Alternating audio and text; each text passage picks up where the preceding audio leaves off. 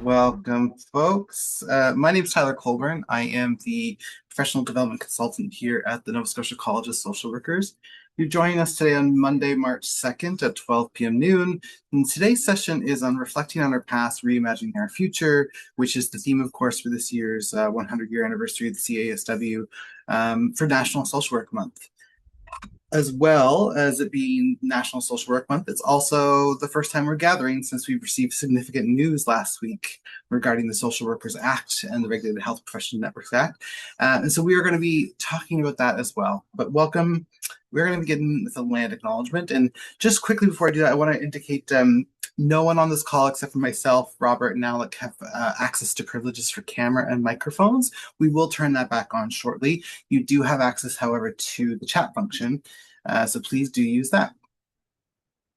So I want to begin by acknowledging that not just myself, but all of us are speaking from the Nova Scotia College of Social Workers office, which is Guawageach. We're located on what is colonially known as Citadel Hill, but was known in Mi'kmaq as Big Pine Hill. And it's located on the ancestral and unceded territory of the Mi'kmaq. The inherent rights of the Mi'kmaq were recognized in the Peace and Friendship Treaty signed with the Mi'kmaq, Maliseet, and Passamaquoddy peoples from 1725 to 1779. This series of treaties did not surrender Indigenous land, resources, or sovereignty to the British Empire, but instead established rules for an ongoing relationship between nations. Canada later reaffirmed the treaties in Section 35 of the Constitution Act of 1982, and they remain active to this day. And I also invite folks to check in the chat, name the land that you're on and how you are arriving, and anything you might be curious about today. So as we consider a land acknowledgement, I think it's important as well to state that the land does not need acknowledgement to be valid or to be in existence. So as we acknowledge the land, what we're really acknowledging is the accountabilities to the land, their relationships to the land, and what we are striving for from a decolonial perspective, and also in support of Indigenous resistance and resurgence. You know, with the news of last week and much of the news coming from around this province, or maybe much of the things that are happening around the world right now. I'm reflecting a lot on the ways that settler colonial and white supremacy logics show up in the tensions and paradoxes of our work. And so as I think about that, and as I think about this land acknowledgement, it's as important to move away from using big words or acknowledging the land as a simple statement, but really shifting towards action. So I'm borrowing here from Janice Brooks. There's a link here, I'll put it in the chat later, to a LinkedIn post that talks about land acknowledgements. And these are 3 questions she asked. What does it mean to dedicate my career to the land while working on Indigenous territories? How have Western systems of science shaped how I understand or overlook Indigenous knowledge? And what responsibilities come with the benefits I have received from this place? And building upon that, a question for all of us. How might we recenter ourselves away from the violent ways colonization fills our world and fills us? So how do we resist this and recenter ourselves away from the ways it shows up in our relationships, in our own identities, in society, and systems and practices and policies? So encouraging you and inviting you to hold on to this awareness as we have this call today. I also want to talk about our reparations, our commitments for reparations for people of African descent. And for us at the college, we know that it's not just a moral obligation, it's a material obligation. We need to be aligned with resources and practices and programs to support reparations. And it looks like 5 things for us. It looks like restitution, compensation, rehabilitation, satisfaction, and guarantees of non-repetition. It was, we're now into March, which is shocking, but in February, of course, was African Heritage Month. And I just want to highlight the theme of the month once again, and just encourage folks to find ways to support or be in solidarity with people of African descent and working alongside from a position of resistance and resurgence beyond just acknowledgements or months or days or weeks, but finding ways to, ground ourselves in Afrocentric ways of knowing and being throughout the year. So the theme is strength and unity, moving forward, purpose, prosperity, power, and progress. And this is from Tori Smith. And as we think about the conversation today and about the history of social work practice, but also reimagining its future, I think this graphic from Tori Smith really sort of sums up my belief around what we're moving towards in terms of PD and education and learning and social work practices. And she writes, decolonizing and politically educating ourselves are forms of protection, self-love, self-care, and community care. For folks joining who are social workers, which should be all of you, this is only open to social workers. You are invited to track this under informal professional development as part of your annual professional development program. And as well, if you're looking to engage with more of the content from the CASW regarding the National Social Work Month, please visit their website. I'll put this in the chat right now. And you can learn more about the things that they're offering, including posters and content for building awareness about this month, the official proclamation from CASW. They also have recorded webinars from previous years and some upcoming ones related to the theme. There's contests, of course. And then they just recently announced and launched the Social Worker podcast. Small plug for myself. I will be profiled on this podcast later this month. So yeah, do engage with the CASW's content, and I hope you find ways to recognize National Social Work Month in whatever way is meaningful for you. With that, I am going to stop speaking. I'm going to pass it over to Alec and Robert, who are going to share some of their groundings and thoughts around this month, but also the repealing of the Social Workers Act. And we're also going to have time for open floor discussion after their remarks. Hi, everyone. I'm so grateful you were able to join us for the beginning of Social Work Month. It is meant to be an opportunity to celebrate and promote the profession and all the incredible work that you do. Now, ultimately, there's going to be a lot more discussion on what exactly happened last week and what it means to everyone. I'm just going to speak high level for a moment, and knowing that we'll give you more detail as it starts to emerge. So what I want to talk about is the modernization of regulation has been a theme in Canada for about the last 10 years. And we have seen across Canada modernization reforms.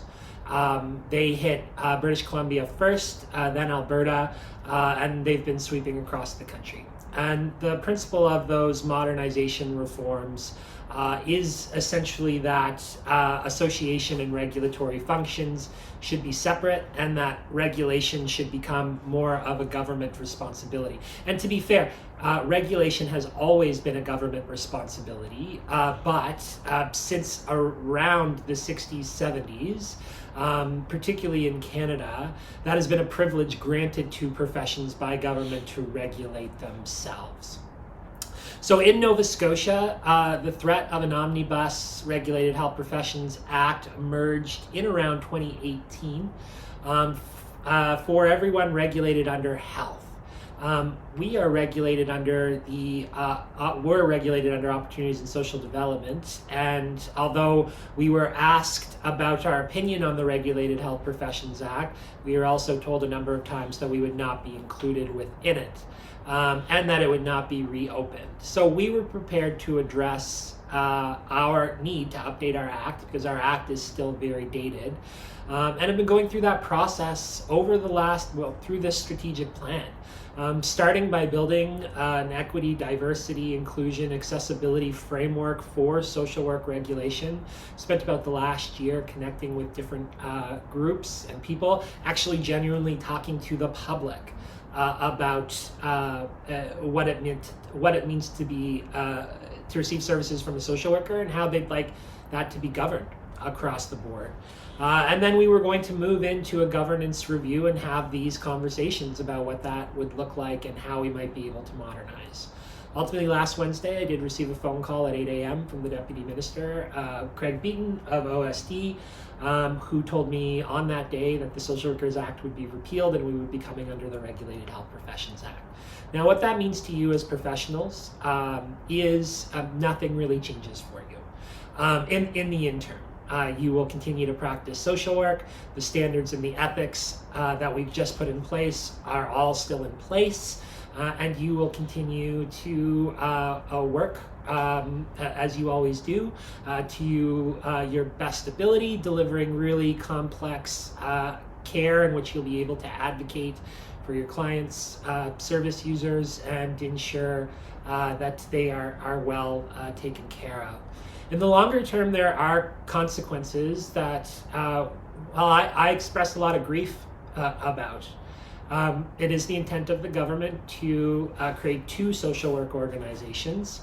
a regulatory body and a professional association.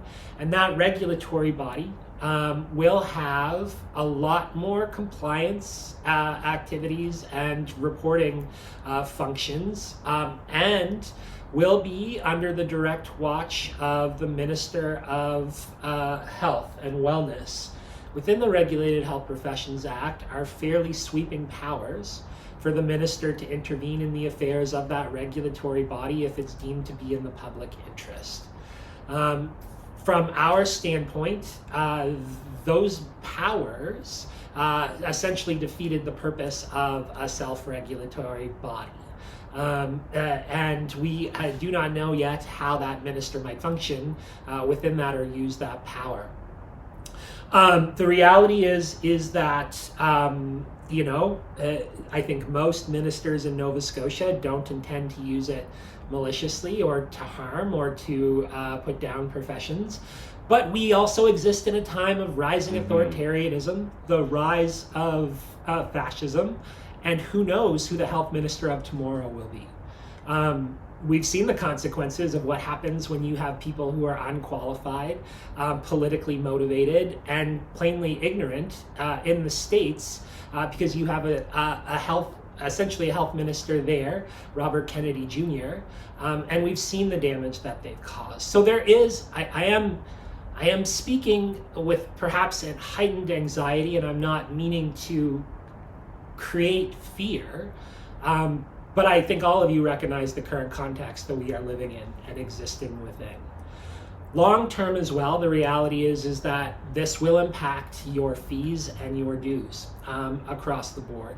Is that because the new regulator will have more compliance activities, more reporting activities, it will need more staff to meet the mandate of the Act. And then you will have the choice if you want to participate in a professional association or not. And I imagine that as costs of the regulator go up, it'll be increasingly challenging for members to support a professional association. So in the big picture, and how we see it and why I express grief, is that when we look at jurisdictions in Canada where associations and regulatory bodies are separate, the associations have about a third of the membership, don't have an incredible amount of power, and essentially become lobbies for private practitioners. That I'm not saying that is a problem to private practitioners, just that that's what they start to look like. So that advocacy voice that we've been bringing over the last 10 years will be lost, hands down. And that is a moment of grief for myself.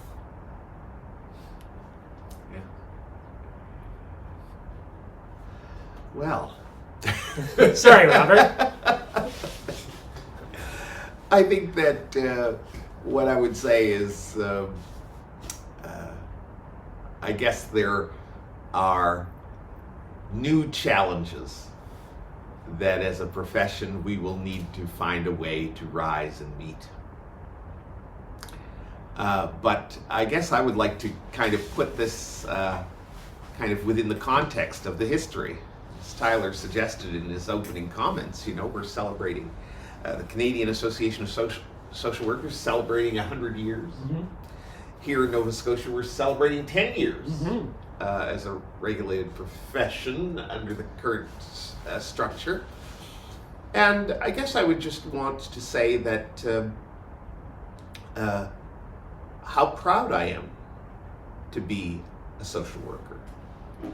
I think most of us have had experiences, perhaps as we were students of social work or early in our profession, where we've had family members and friends who've questioned our choices. Well, why would you want to be a social worker? That is something that comes up. Sometimes people thinking, well, social workers, aren't those nasty people who steal people's children? And you're such a nice guy. Why would you want to be a social worker? Or the question comes to you, oh, but you're really quite bright and capable. Why would you want to be a social worker? And I've been, my entire life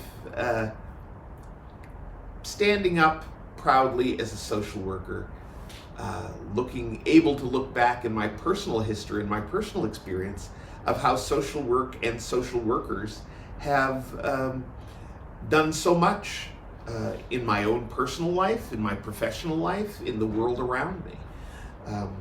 When I reflect on this, I have to think about the people who have powerfully touched my life and have enabled me to have the kind of career and the kind of life that I have today.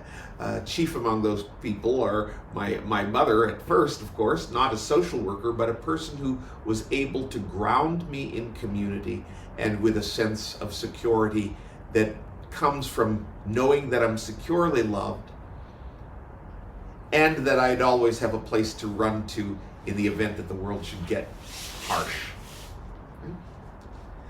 And then early on in my education, I encountered social work educators who were models of professional integrity, strength, courage, and intellectual rigor, and real courage in the face of oppression. When I think about social work and I go back to my first mentor in the profession, really, Dr. Susan Fenton Willoughby, who was the director of social work at Atlantic Union College. She's passed now, but as a black woman who was of an age that she and her family were on the front lines of the civil rights movement in the United States, she operated with great courage during that period of time, often on the front lines with some of the luminaries and notables of the civil rights movement in the United States. And so she brought to social work education an ethic that was grounded in advocacy, grounded in activism, grounded in the efforts to engage wherever necessary and however necessary to ensure that people are being protected and well served. And I guess when I think about that, it gives me a tremendous amount of confidence that as a profession and as individual professionals, we will weather whatever challenges come our way relative to the regulation. That in the times that we're living in, and Alec described them fairly well, there's a retrenchment of democracy. There is an authoritarianism that would really seek to gut the spirit out of the profession of social work, which at its core, not as some kind of voluntary or ancillary activity, at its core is about advocacy. Advocacy for our clients whom we serve directly, advocacy for the better world that would serve us all better. Advocacy in our current context of truth and reconciliation and reparation, advocacy in favor of the recognition of historical and structural harms, and the need to align our work and align our society in a direction of reparation, an alignment of indigenization, an alignment of the deconstruction of the colonial forces that are really at the foundation of these recent actions. So I guess I speak with some optimism. We met with the person responsible for the legislation, and I jokingly suggested that the next conversations will be ones that we'll engage in with some degree of rigor. So we have by no means laid down arms and given up. As a profession, we will continue to be at the forefront of advocating for our clients and for us all collectively for the better world.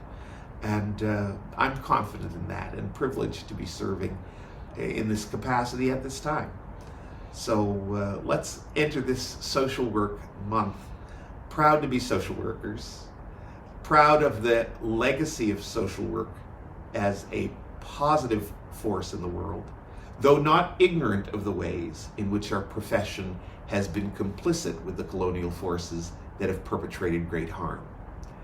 We needn't be cowed into silence because of the shame of certain elements of our history. We need to use those elements to inspire us to do better as we continue to shape the profession for the new challenges we face today. So I guess I'll just leave us with that, and I know that we are going to spend some time talking, and Alec and Tyler will help to facilitate that. So I look forward to hearing from you in terms of how you anticipate celebrating the month and celebrating yourself in the month. Thanks, Alec. Thanks, Robert. Just responding to some of your comments and thinking through like my own personal experience of this. And I just want to share for the folks on the call that like this news was unsettling for staff and council and executive, right? So like it was a surprise for everyone. Alec texted me, I think I was in Montreal for work. I got a text message at like 7:30 in the morning, like, can you come to a staff meeting? I was like, yeah, I can make it work. And I know that to your point, Alec, I think you said it a little earlier, like there might be people on this call or in the profession right now holding a sense of fear, right? And so when we see colonial legislation come out, sometimes it's not always written in the way that seems most clear and applicable for the context that we're in. And so I just was wondering if either of you have any reflections on like, or thoughts around what should people do if they're feeling maybe unsettled or fearful in this moment?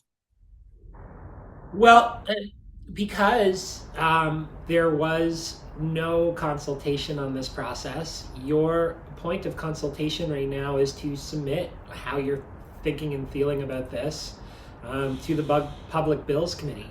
You're able to do that until the legislation goes back to the Committee of the Whole, which would be sometime this week. Those become matters of public record, and as it goes back into third reading, oftentimes opposition will pick up what you're writing and carry that into the House around debate and weight and what it has.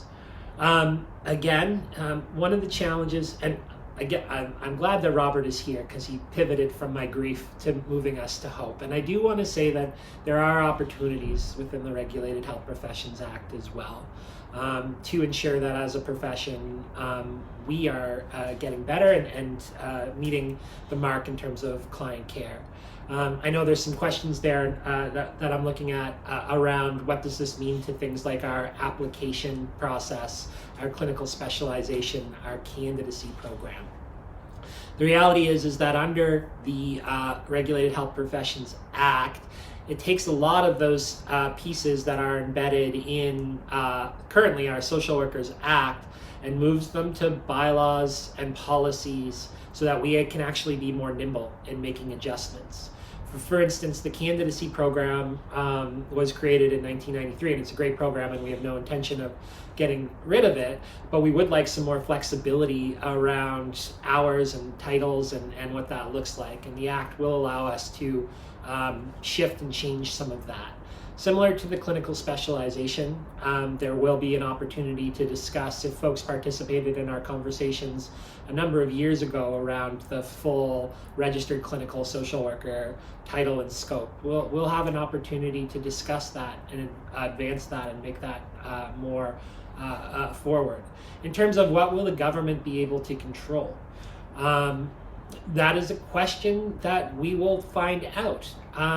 If folks should have a look at the Regulated Health Professions Act. They should look at the clauses around the powers of the minister, and you can tell me what you think. Now, again, the reason those powers were put in place is that there are regulatory bodies that haven't performed well, and in absence of having an intervention mechanism, formerly, you would have to go through a whole legislative process for a government to intervene. So the intent of giving the minister power was so that they could effectively intervene in the public's interest more effectively. The problem is within the language of the Regulated Health Professions Act in terms of the sweeping powers that are there and where they can intervene or not. We only know at this point in time that there has been one where there's been intervention and it was needed. as they were not meeting the mark. So again, in terms of what control government will have, that is yet to be determined, and it's going to be based likely on how they look at our regulatory activities. Now, Robert and I presented at the Public Bills Committee today. As many of you may know, we have a framework for the regulation of social work called the Safer Social Work Framework, in which we amalgamated both advocacy and regulation into a framework to create greater safety. As Robert articulated this morning, advocacy is needed in order to address where the risks of social work practice lie, which is within the systems and structures that you are immersed within. Absolutely, professional misconduct and individual accountability is a core factor of any regulatory body. And in fact, obviously I'm a little biased, but we are a really good regulator in comparison to other folks across the board. We apply a social work lens to how we regulate, to the point where a couple of weeks ago, we did have a pretty prolific discipline decision, and the complainant in that matter indicated that we were the only body that believed them, that we were the only body that took their case seriously. That's an indicator that we are a strong regulator in the public interest. So we shall see how this advances and what that looks like and what level of government control there will be. As Robert said, we haven't given up. We will engage in rigorous conversations, and we do intend to use at this moment in time, to continue to use our safer practice framework to regulate in the public's interest. And that does mean that we will advocate for systems that are fundamentally broken and not serving people's interests. And we'll see where we land and how that goes. Thanks, Alec. Robert, any thoughts as well on that? Well, I guess I would say this, that the news around the regulated health professions is new. And I wouldn't want us to spend a lot of time reacting to it today. What I would say is, let us kind of orient our attitude, and when I think about how I want to show up in the world, I guess I take a lot of signals from my colleagues and friends and relatives in the Indigenous community and in the Black community. Where do you go with your grief and your questions and your concerns about continuing evidence of attempted oppression from a colonial perspective? You take it to ceremony, right? You sing it, you dance it, you celebrate your survival, your resilience. That should give you confidence that as we say in the Black community, in the African Nova Scotian community, we've been here. We've been here for a very long time. We're not going anywhere. And I sometimes like to say, I pity the fool that would try to interfere with our ability to show up and be who we are. That is a personal statement that I make in my own life on a daily basis, and it influences how I show up as a social worker. We've been here. We've been doing this work. We have acknowledged the harms we've perpetrated, and we've been working to align ourselves with Indigenous people and practices, with Afrocentric practices and people of African descent in this province, to do better, to be a profession that is helping to shape the world in a better way. So take it to ceremony. Take it to those places where you have those conversations, rather than first taking it to the place where you intellectually engage with and digest legislation. Take it to the place that first and foremost supports and nurtures your spirit. and then from that position of strength and renewed vigor, we can do what's needed, you know? So I guess that's what I would offer folks. I mean, I think that, I was not at the Black History Month Gala event just, I guess it's 2 nights ago now. But I was certainly a part of the black folk who were talking about how we were going to show up at a gala that celebrates African Heritage Month at the same with members of government presenting at that gala after they had dramatically cut some very significant programs in our community. And we said, well, we're going to go there to celebrate ourselves, but we're going to go there and protest their presence. You know, is it going to make any difference to the cuts? That's not the point. The point is we are going to be accounted for. And so people stood and raised a fist, and several people booed to the extent that I think the Premier had a hard time at that meeting. And well, he should have had a hard time, right? But what I would say is that event was also an event of singing and dancing and celebration, to remind ourselves of who we are and the fact that we've been here, and that a simple thing like government budgetary cuts isn't going to keep us from being who we are. And I think that's why I say, take it to ceremony, and find your spirit and find your heart. We're going to be here doing what we do, doing better than we've done in the past. And I have confidence in that. Thanks, Robert. You said a few things. One, though, that I think I'm reflecting on now, you said time to orient our attitude. And I think there are many days I get up and out of bed and wish I'd taken a little bit more time to orient my attitude. But as well, speaking to both your points, it's like social workers develop a skill and a value systems to wrestle with paradox.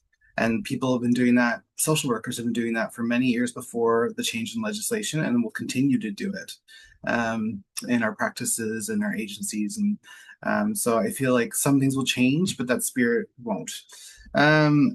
We are going to open up for discussion, and I'm just turned on the ability for folks on the call to share your video, and you're going to have the ability to unmute yourselves. And I'm just going to share my screen for a second before we do that. Keeping in mind, we do have 67-ish, 68 people on this call. And again, to Robert and Alec's point, we don't know all the answers yet. The news is still relatively soon. So we can't promise that we'll have answers, but we also want to offer space for people to process, comment, ask questions. Might not be able to get to all the answers or all the questions today. What we can commit to, though, is harvesting those questions and those comments and seeing what else that can lead us towards in future sessions or online communications. When speaking, if you want to use your voice and your camera, I invite you to introduce yourself, practice context, pronouns, where you're calling in from, and some prompts that could be useful in thinking through not just the news, but also the theme of this National Social Work Month. What does the theme reflecting on our past, reimagining our future mean for you? Given the news regarding the repealing of the Social Works Act, adoption of the Regulated Health Professions Act for social work, what questions are you holding? What might this change mean for you as far as you know so far?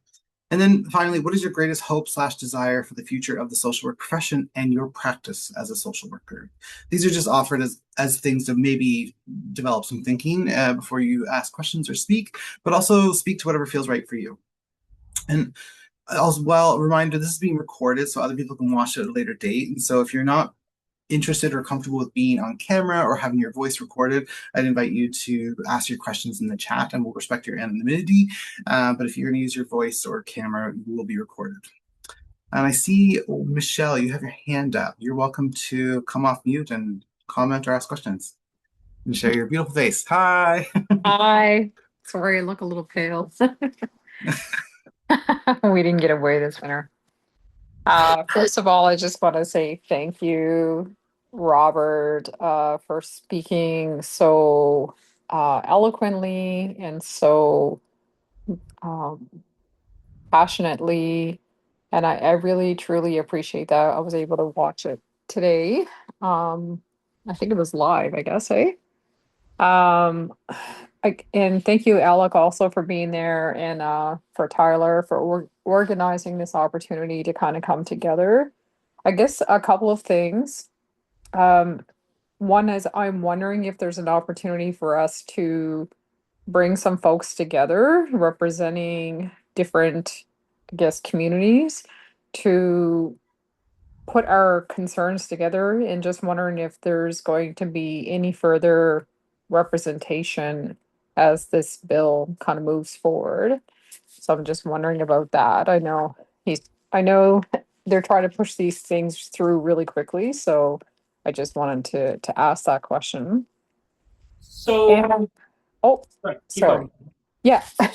And I guess for me, really the concern really comes from a couple of things. As a clinical specialist working in the community, I worry about, how that new act will kind of govern the way that we do the work in the communities.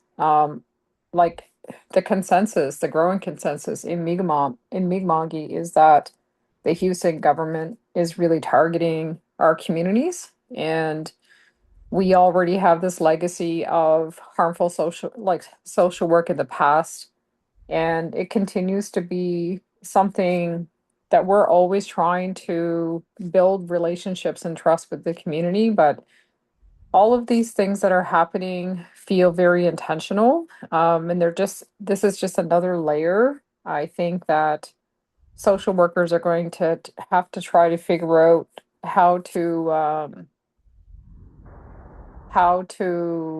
work within that new framework, and continue to build trust and relationships in the community. And we already feel there's no consultation with our communities to begin with. And this here just feels very hurtful, and it feels very sneaky, if I'm just being quite honest about how this is happening. And I really worry about the what's going to become of all of this. One of the reasons why I left the Nova Scotia Health Authority was because their framework did not work with our communities. Um, their requirements of clinical hours every single day, and and it was just this really rigid framework that does not work within our communities. And as a private practitioner, like, I can make the uh the counseling work on the ground in the communities, but I just worry about all that regulation and moving backwards, right? To me, it feels like a backwards move when we have come so far. And I feel like I can come to you, Alec and Robert and Tyler, and speak truthfully about um how these policies and ethics and all of these things, how they work. And we've had lots of conversations about that. I guess I'm kind of a little bit in panic mode, but from two different perspectives: as a clinician and as a member of the Mi'kmaq community who does a lot of work, not just in social work, but in education, in delivering crisis supports, community supports, things like that. And I would like to have an opportunity to be a part of those discussions. Like, if there's going to be more representation for these bills. Yeah, I'm just asking, I Yeah. guess, from those two perspectives. Thank you. Thanks for all of that, Michelle. And I don't want people to feel panicked, but I do want you to feel concerned. But we will, as Robert said, um, be okay, and we will move through this, and we will figure this out as we move forward. I think to your question, Michelle, about where's the opportunity to be consulted, or where's our intervention, at this point in time, the regulated health profession, the repealment of our act will likely be concluded by the end of this week. And there will be no more opportunities to be able to speak to it. Where there will be opportunities, or where we're going to cultivate opportunities, is when we start to get into the work with the Department of Health and Wellness around regulations and bylaws and the ability to that we have there. It's also important to remember that any act, right, is a series of words written on a paper that frames a situation and gives you, again, areas that we need to operate within. How we operationalize those is still mostly in our control. And so, when we look at how we might relate to people and how we relate to our social workers and how we want to ensure that you are your best ethical selves, I don't see that changing moving forward. Some of the concerns, I say that, and then because I know that we will work together as a community in the interest of the folks that we serve to ensure that they're cared for across the board. And we're gonna, as we always do, resist the elements that are oppressive and challenging in this document and what it tells us to do. I do want folks to know that also as well that our act is although it will be repealed, it's in place until regulations come online. So we will, we're not even set to start discussions until early 2027 at this point in time. So there will be opportunities for us to get together, talk, discuss, and to figure out how we want to maximize the discussion around regulations and bylaws. Thanks for that, Alec. Just want to point to a question in the chat, and it says, are there other provinces where the Social Work Act was repealed? I'm still trying to understand what this means, and looking at a model where it's already happened or occurred will help me. Any thoughts on that? Yeah.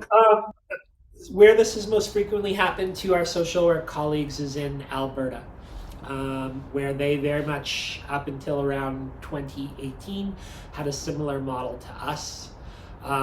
And then they were ordered to divest from their professional association functions.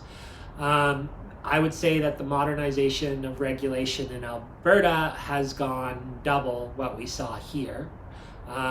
In terms of here, again, we are still very much in control of our ethics and standards, whereas in Alberta, the Minister of Health also approves ethics and standards.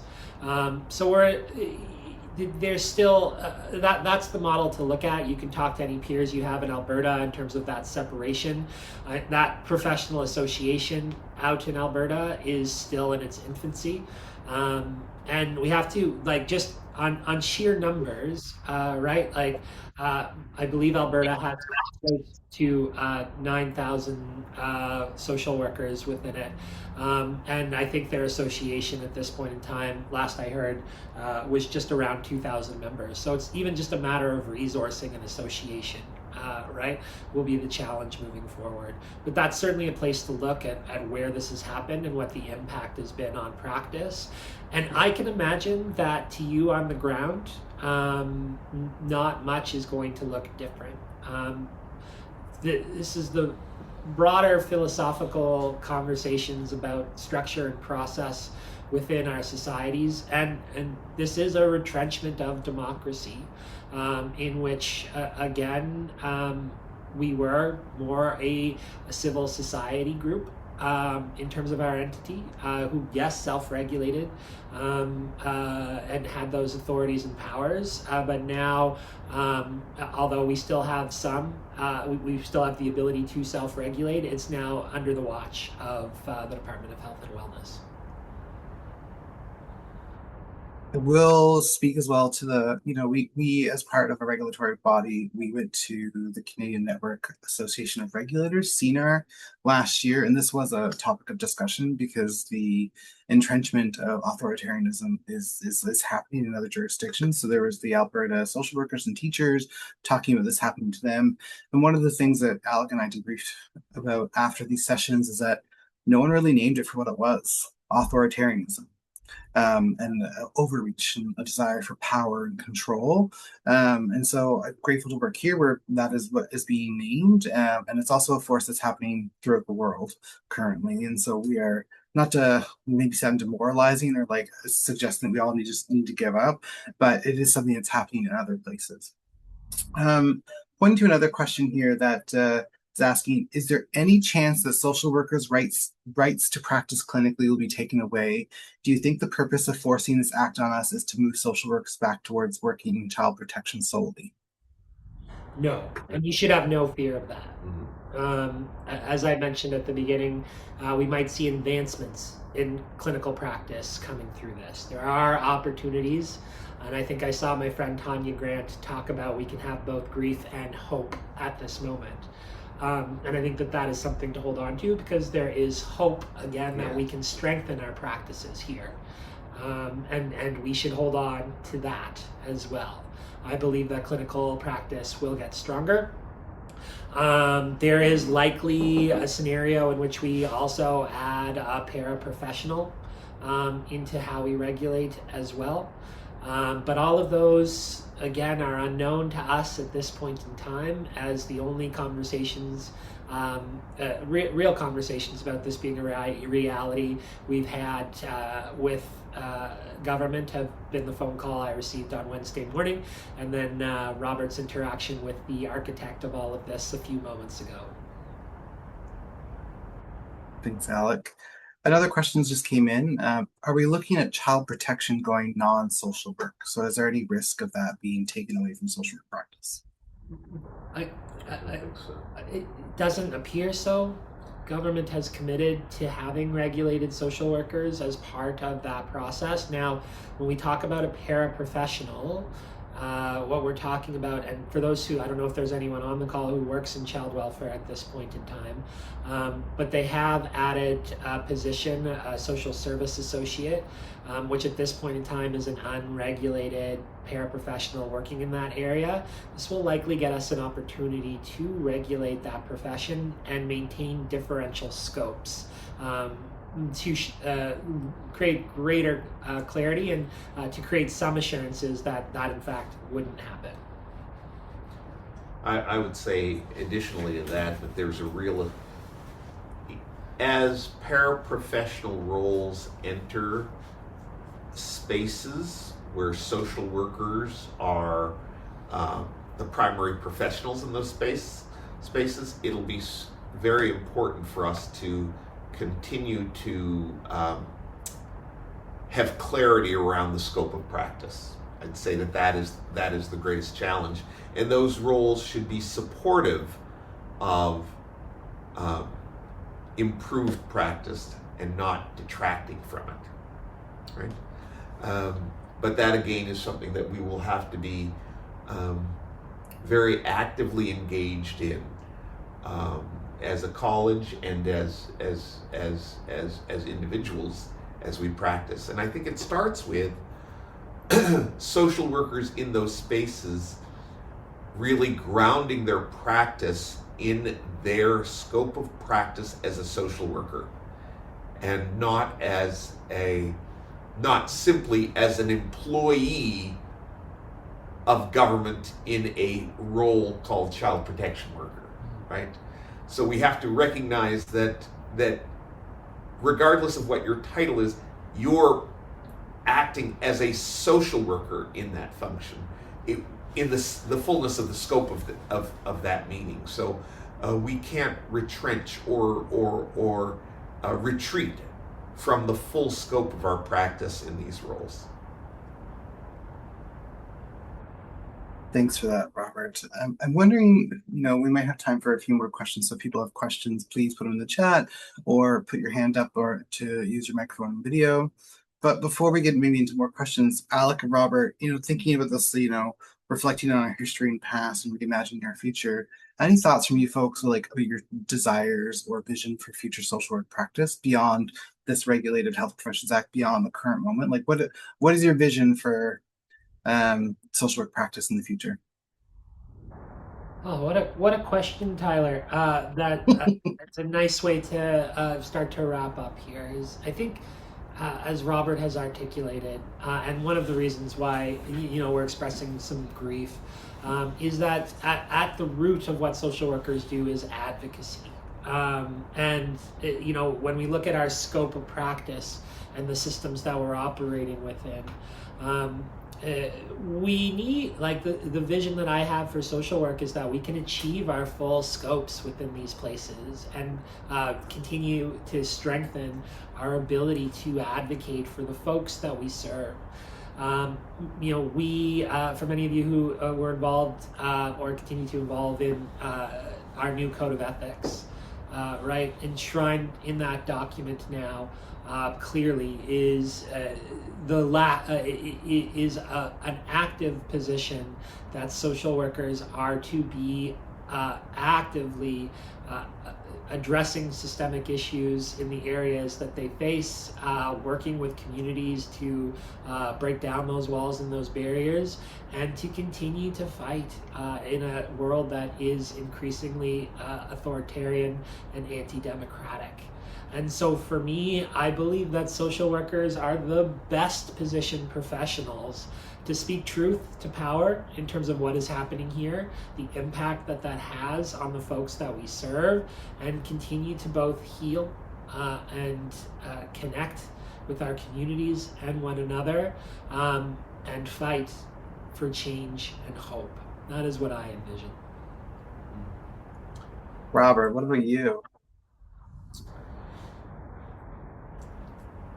I think that when I think about the future of social work, I guess I think that social workers increasingly need to take up their space in civic leadership and expand our roles in those spaces. Our profession, our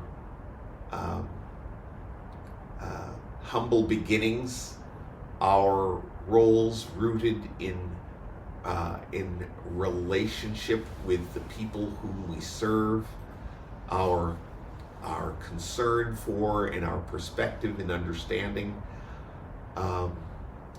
how systems oppress, that social work perspective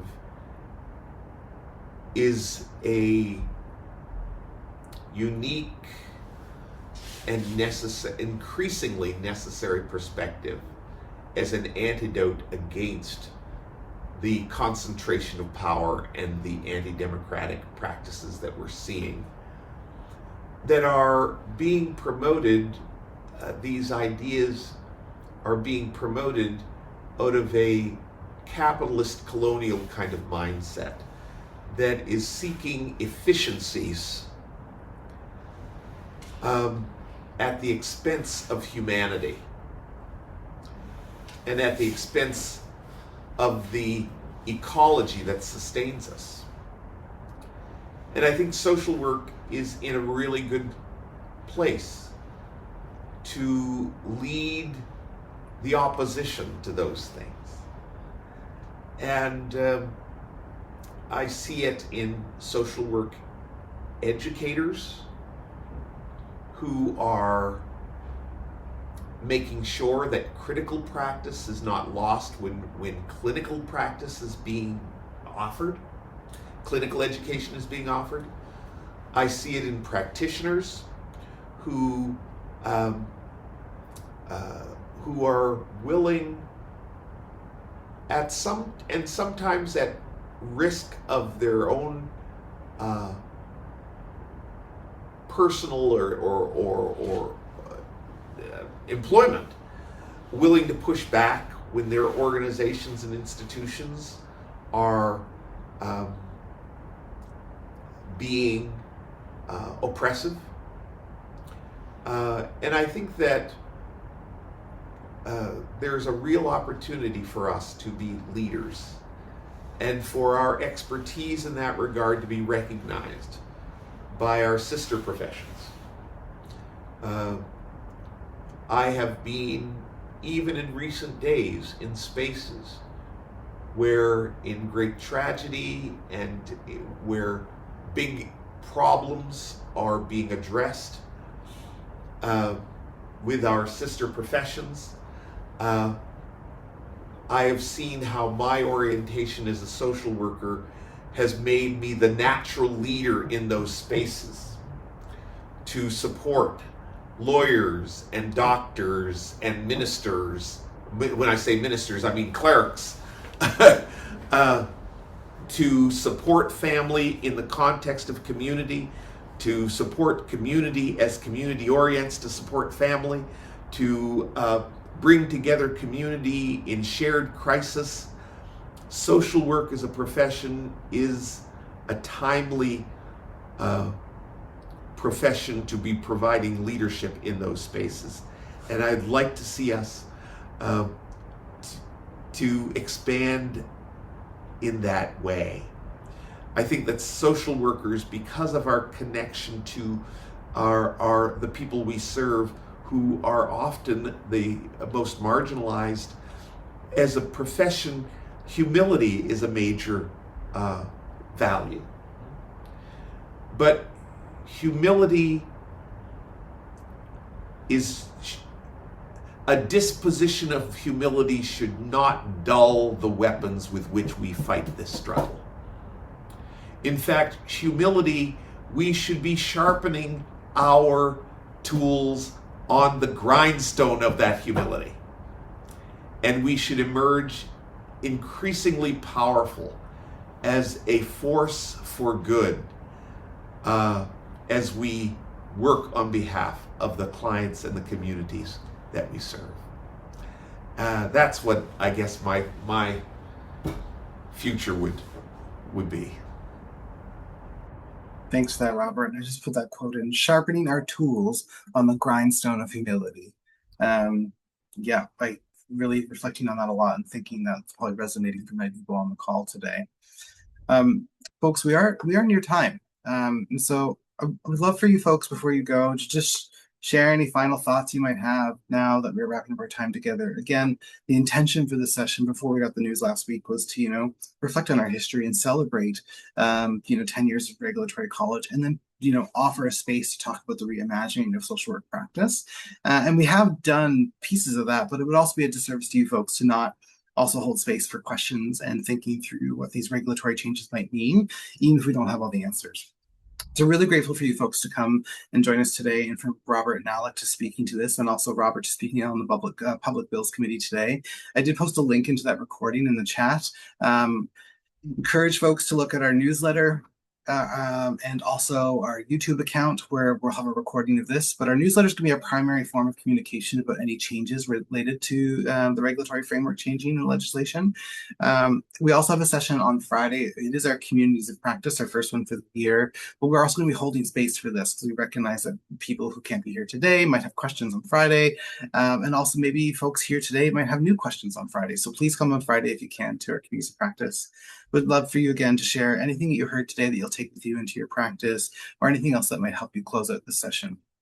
And as we wrap up, we'd love for you to provide some feedback. There's a link in the chat. You're also welcome to use this QR code. We'll also send a follow-up email to all the registrants of the session. So provide any feedback or thoughts on the session or the college in general. Also want to point to a few things that I've seen in the media or on social media lately that kind of speak to some of these issues, I think, and the complexity of practice. And this is from Kai Cheng Tom. She writes, "Never has the framework of diversity and inclusion been less suited to meet the current moment, nor the reality of mass violence, racist and gender-based violence, class warfare, social collapse, and ecocide that we are currently facing." Big, heavy words, but I think speak to the challenge and the tension, of trying to assimilate sort of progressive ideals or values into, colonial dynamics or oppressive dynamics. As we deal with the complexity of the now and all the challenges and suffering, some of the tools that, maybe we have to leave behind are ill-suited to lead us toward liberation. So as we're, grinding those tools on the grindstones of humility, critically evaluate, which tools prop up the current system and which ones are maybe more focused on liberatory futures. With that in mind, this is from Wild Seed Society, and I just love this as a general reminder. And they write, "Liberation, happiness, freedom, all are possible in your body, in this place, and at this time. I'll read one more time. Liberation, happiness, freedom, all are possible in your body, in this place, and at this time. So as we wrestle with, big regulatory changes or the many complex things that we can read about in the news or see online, it's a reminder that we can come back to our bodies in this land at any time, and that we have the power individually and collectively to lead to better futures. And so wherever you're situated today or whatever you're feeling at this moment, I hope you can tap into some of the optimism that we're really critically trying to have here at the college about the future of social work practice, because we can do it collectively, and we have to continue to be striving for liberation and anti-oppression and anti-racism. So yeah, that's it for today. I hope everyone has a good rest of your day. If you have any questions, reach out to us. Otherwise, we will see you around. Thank you, everyone.